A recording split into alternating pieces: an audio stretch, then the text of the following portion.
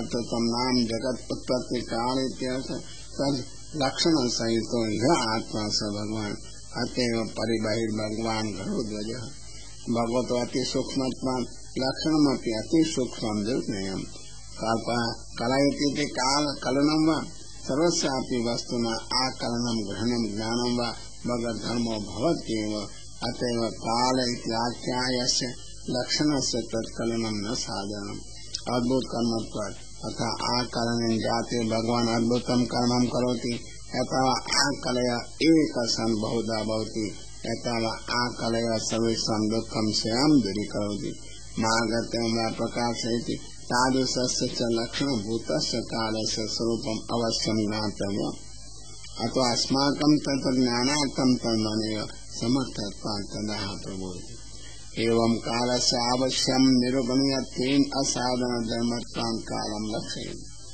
पूर्णवति कलाकालेति कालो अमूर्त धर्म अतएव न प्रत्यक्ष किंतु कार्यवशात् अनुमेय अतः तस्य लक्षणं न इदमित्थं तया वक्तुं शक्य काल तदेव लक्षणं भवेत् यदि धर्मिणो धर्मव्य कार्यस्य विलक्षणं स्यात् तदेव असाधनं भवेत् तदतीत विलक्षणार्थं लक्षणेन विशेषणत्रयम् तदवत्वं गुणवती कालः गुणानां व्यतिकरो अन्योन्यं संश्लेष आकारस्य अमूर्तत्वात् कार्यद्वारैव लक्षणं कार्य पुनः प्रकृते गुणसाम्य अवस्थारूपया येन भगवद्गुणेन गुणानां व्यतिकरो भवति प्रथमतः सत्त्वादिरूपेण विभिन्ना भवन्ति तदा क्षुब्धा अन्योन्यं च मिलिता भवन्ति सगुण काल इत्यर्थ इदमेव च भगवत् अकलनं क्रियाशक्तिरूप प्रथमो गुण मुख्य योऽग्रे प्रस्तुताः तथा क्रियाशक्ति वेदा अन्ये अपि सन्ति तेषां विशेषनामानि वर्तन्ते स एक्षत इच्छया सो आकामयति काम तथा तस्य लोक प्रसिद्धि कार्य धर्मकत्वेन कार्य ध्येयतया न विशेषं सिद्धम् यथा मनोधर्म इच्छा कामादय तथा न कस्यचित् कालो धर्म परम सहसा अधारत्वेन प्रतिहत इदानीम् इत्यादि सन्ति अतो अयं निर्विशेषः कस्यचित् धर्मत्वेन च पतेत् घटे कालेति भूमौ कालेति पतेत् घटेति तस्मात् सर्वविशेष रहितो गुण हेतु क्षोभ हेतु कालेति लक्षणम् किंच बहवो धर्मा काला आकाशिकं व्यावर्त्य का विशेषा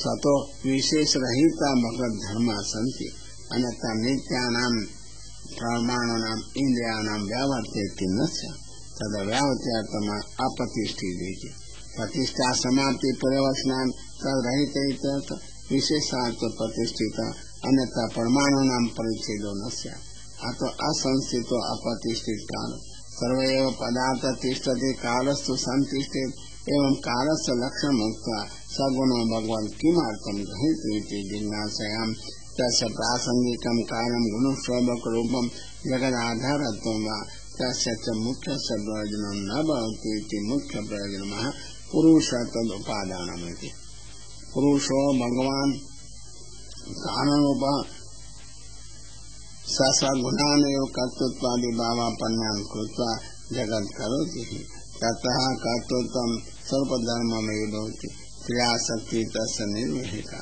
समवायि कारणं तु किं भवेत् अविकृतेव सा भवति सर्वतः साक्षात् कार्येषु अविकृतमेव समवायि कारणं भवति तथा घटे मद्रूपा पृथ्वी सा च सवनादीनां परिच्छिन्ना कर्तृक्रिया व्याप्ता उपादानत्वम् आपद्यते एवं भगवान् अपि आत्मनं सृजति कालमो उपादानं कृत्वा एकेव पृथ्वी कुलाल चक्र दंड मद्रूपा स्वधर्ममेव स्वयं घटरूपा भवति अतो अन्ये सर्वे धर्मा कुलालादयो जीव संबंधं प्राप्तेव कर्तृत्वादि भावम् आपद्यन्ते कुलाल शरीरे देवदत्तो जीवः दंडे स्थावरम् अमं च औरे अपि काटाश स्थावर एव चक्रे अपि पर्वत विकारित विकार्यो एवं सर्वत्र तस्मात् अस्मिन्नंशे न कोऽपि विकार प्रविशति कर्तु धर्म व्यतिकरो भगवत् धर्म काल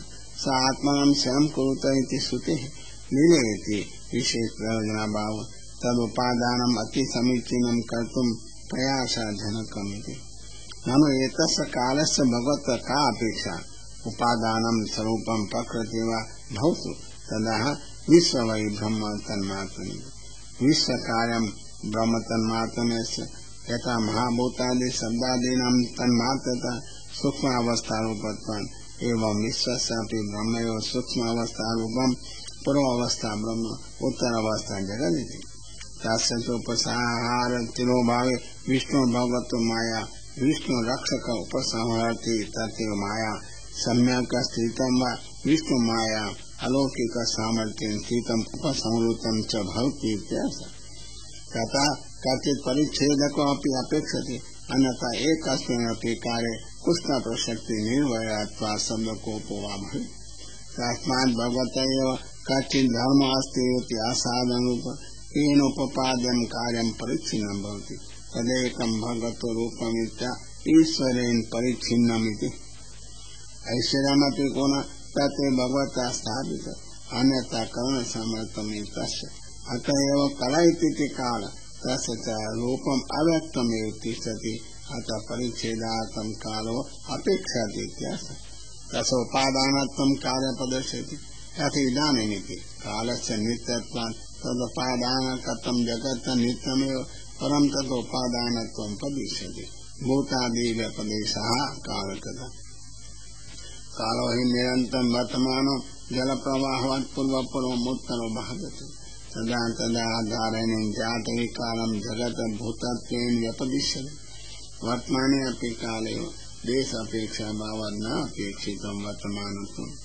जलादौ तु देश अपेक्षा विद्यमानत्वात् अपेक्षित एव वर्तमानत्वं भवति।